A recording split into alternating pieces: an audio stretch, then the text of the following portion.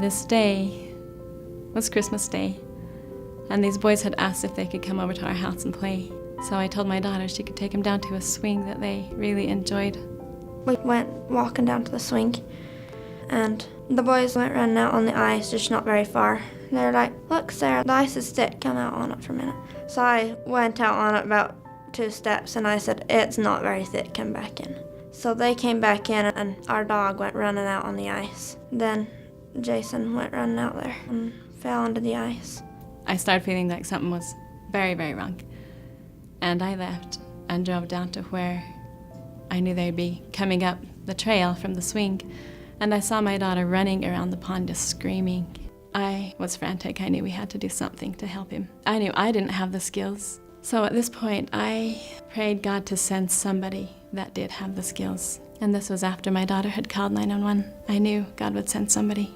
When I got there, I knew that I had life flight in the air, and I had already dispatched or paged the dive team. So I knew that they were en route as well. But I just knew that this young man didn't have very much time in the water. I was trained for ice diving, and I kind of knew what I had to do and what I was getting myself into. So I stomped through the ice and went through about to my knees, just above my knees. I made a complete circle around the area, around the broken out area, looking for the child, and I didn't bump into him, and I couldn't find him. I made a cross, back across it again, and it was getting really hard to breathe. I knew I didn't have much time left in the water. I seen Vicky on the shore, and just this look of desperation in her face, and I knew I couldn't give up. I moved back across the search area to where she had put me in the first place, and started to search again at that point.